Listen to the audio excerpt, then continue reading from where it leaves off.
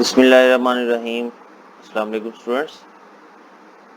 बेटा आपने अक्सर ऑब्ज़र्व किया होगा कि जब हम किसी पॉन्ड के अंदर, किसी तालाब के अंदर पत्थर फेंकते हैं तो उस तालाब का जो पानी है वो डिस्टर्ब हो जाता है। डिस्टर्ब कैसे हो जाता है कि उसके ऊपर ना कुछ उसके पार्टिकल्स जो है वो अप एंड डाउन वाइब्रेट करना शुरू हो जाते हैं। डिस्टर्बेंस जो उसमें प्रोड्यूस होती है उसको हम जो है वो वेव्स का नाम देते हैं। तो वो वेव्स जो है वो जहाँ पे हमने पत्थर मारा होता है उस पॉइंट से ऐसे बाहर की तरफ जो है वो मूव करना शुरू कर देती हैं।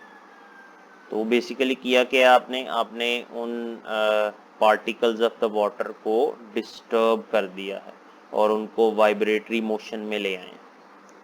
तो इस वाइब्रेटरी मोशन को जो डिस्टर्बेंस की वजह से क्रिएट हुई है उसको हम कहते हैं वेव मोशन। तो आज हम वेव मोशन को डिस्कस करेंगे। डेफिनेशन देखें। सबसे पहले कहता है wave is the disturbance in the medium which causes the particles of the medium to undergo vibratory motion. ये मीडियम में ऐसी डिस्टर्बेंस है जिससे की वजह से मीडियम के पार्टिकल जो है वो वाइब्रेट कर रहे हैं। मीडियम का मतलब जिसमें वेव्स प्रोड्यूस हो रही हैं, जैसे मैंने वाटर की एग्जांपल दिया। About their mean position in equal intervals of time. Vibratory motion होती है और इक्वल इंटरवल्स ऑफ टाइम में होती है। एग्जांपल क्या है? The disturbance produced on the water surface by dipping pencil in the water tub causes the particles of the water to undergo vibratory motion। कहता है कि जब हम वाटर टब में, ये फिगर में आप देख सकते हैं कि वाटर टब में एक कॉर्नर पे हम पेंसिल रख के उसको बार बार अप एंड डाउन मूव करते जाएंगे तो यहाँ से डिस्टर्बेंस क्रिएट होती जाएगी और ये डिस्टर्बेंस आहिस्ता आहिस्ता इस तरफ को मूव करती जाएगी। और अगर हम इस टब में किसी पॉइंट पे कॉर्क रख देते हैं तो वो कॉर्क भी जो है वो अप एंड डाउन मूव करेगा, जिससे हमें पता चलेगा कि वाटर के अंदर वाइब्रेटरी मोशन जो है वो प्रोड्यूस हो गई है। तो इस वाइब्रेटरी मोशन को जो इस डिस्टर्बेंस की वजह से क्रिएट हुई है ये इस पेंसिल से बाहर की तरफ मूव कर रही है, इसको हम कहते हैं वेव। और इसकी जो मोशन है उसको कहते हैं वेव मोशन। वेव्स जो है वो बेसिकली दो टाइप्स की होती हैं। There are two types of waves, mechanical waves and electromagnetic waves. तो इन दोनों को हम डिस्कस करेंगे। सबसे पहले मैकेनिकल वेव्स क्या होती हैं।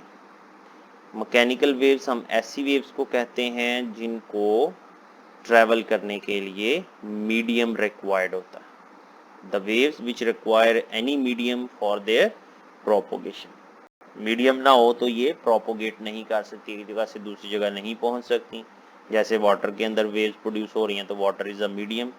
इसके अलावा स्ट्रेच स्ट्रिंग के अंदर वेव्स अगर प्रोड्यूस करना चाहते हैं तो वेव्स जो है वो स्ट्रिंग के अंदर प्रोड्यूस करें। स्ट्रेच स्ट्रिंग है उसको आप वाइब्रेट करें, प्लग करके छोड़ें तो उसमें जो है वो वेव्स प्रोड्यूस होंगी। इसके अलावा जो साउंड वेव्स हैं, हम जब बात करते हैं तो हमारी बात किसी दूसरे बंदे तक पहुंचती है, उसमें मीडियम एयर है।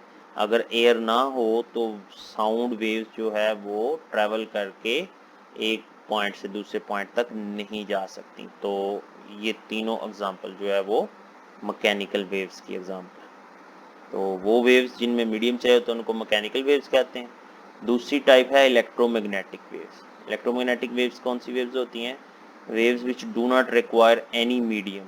इनको प्रोपोगेट करने के लिए, प्रोपोगेट करना मतलब एक जगह से दूसरी जगह मूव करना, उसके लिए मीडियम की ज़रूरत नहीं होती, बगैर मीडियम के भी ये मूव कर सकती हैं। जैसे रेडियो वेव्स हैं, एक जगह से दूसरी जगह ट्रैवल करने के लिए इन्हें मीडियम नहीं चाहिए, ये ऐसे ही मूव कर जाती हैं।